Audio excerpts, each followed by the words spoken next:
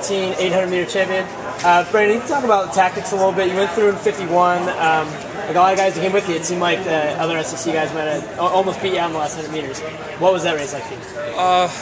To be honest, I knew Ryan Snelly was going to be there. I knew a lot of the SEC guys were going to be there the last 50 meters, so I just wanted to take them out at a pace, where they felt uncomfortable. From about 4 to 6, I tried to increase the effort a little bit. Shock the legs just a tad bit because I know coming down the last 150, I may not be able to turn over as fast as some of the other guys. And I just did what I had to do to hold on. It was a little windy out there, but I had some fun.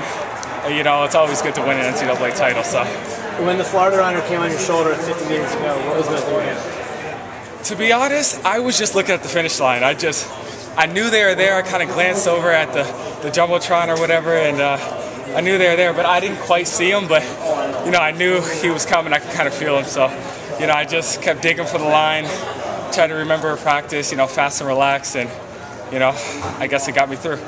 Do you have plans for the summer to try to break 145? Yeah, we're going to go over to Europe for a little bit, compete in the Commonwealth, and that should always be strong with the Kenyans and whatnot, and hopefully I can get into a couple fast races and try to PB again, so yeah.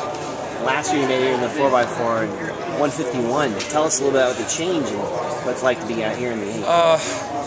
Last year, I was anemic, and then I had a borderline stress fracture, so I wasn't able to do a lot of the mileage and stuff, but to be honest, last year I just learned so much, and I honestly think if it wasn't for last year, I wouldn't be here where I am today because, it just made me work that much harder, keep my body where it should be, ice 2 and 3 times a day, stretching, and all that stuff just added up until this one great moment. So, I'm thankful for everything, and I'm thankful for the people that were there for me, when everyone counted me out. So, I feel like it pays off all that hard work because to come back and overcome anemia and injury.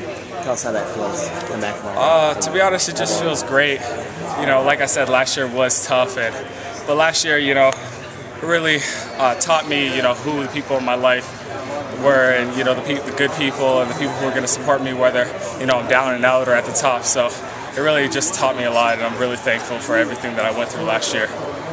What do you attribute to your consistency this year? You won indoors, won outdoors, and pretty much you're on every single race. What's been the key to that? To be honest, it's just all these grueling workouts that coach has put me through. Some of these workouts, man, they make the race seem almost easy.